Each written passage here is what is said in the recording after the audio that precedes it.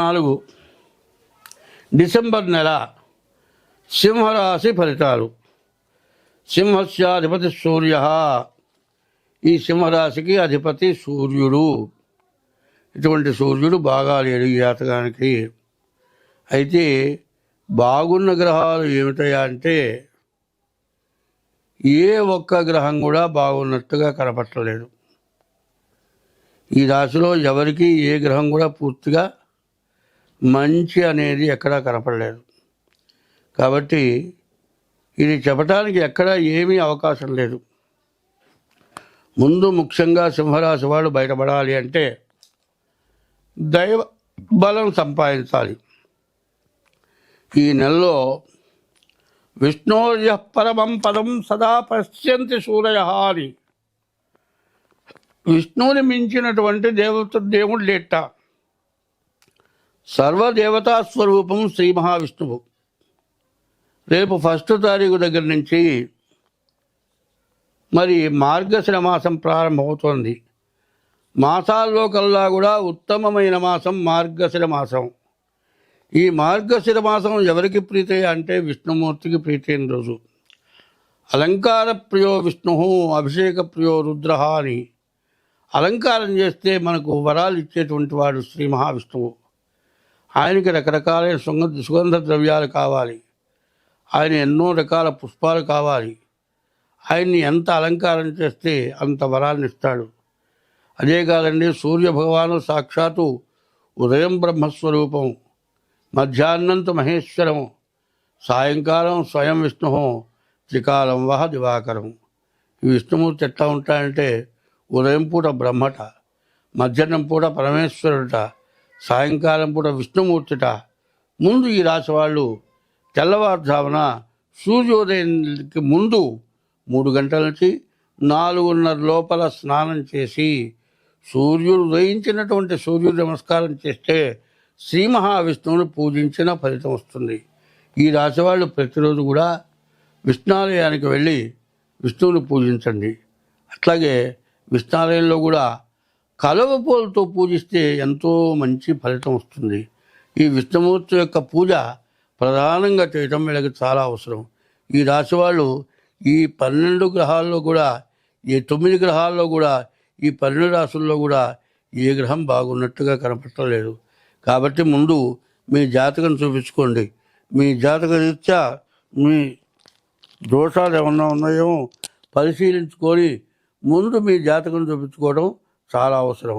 ఎందుకంటే ఇప్పుడు ఏం చేయాలి మీరు అంటే ప్రతిరోజు విష్ణు దర్శనం చేసుకోవాలి.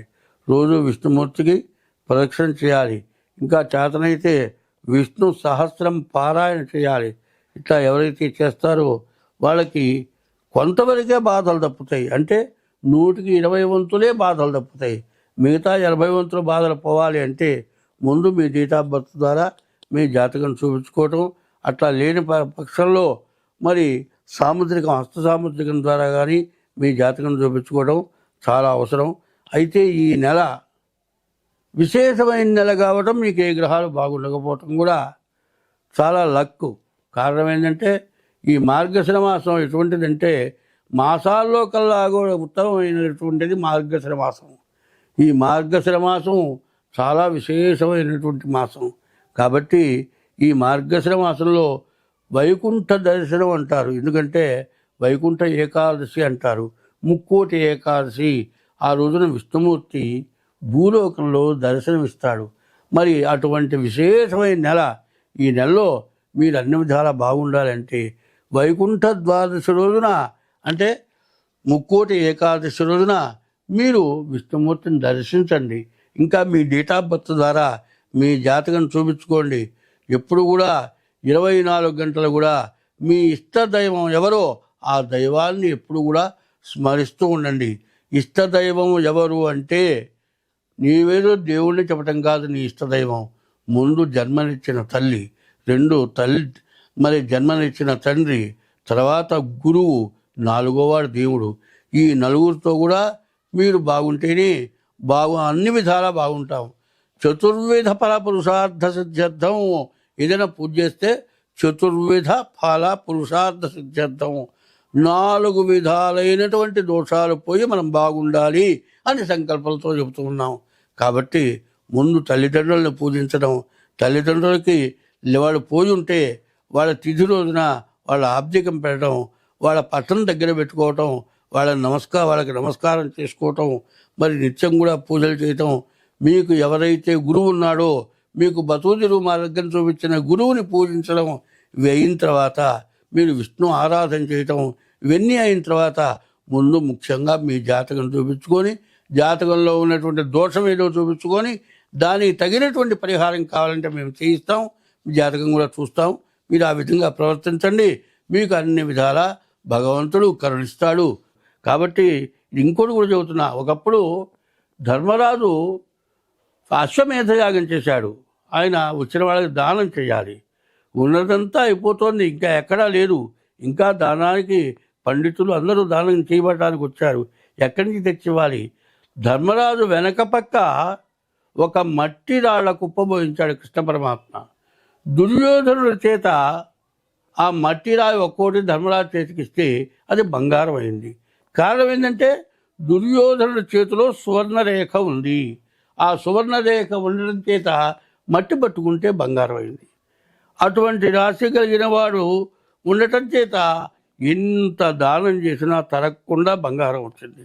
ఎందుకంటే జాతకాలు చాలా విశేషమైన జాతకాలు ఉన్నాయి. అతనికి మరి స్వర్ణరేఖ ఉంది. అదే కొంతమందికి సర్పరేఖ ఉంటుందండి.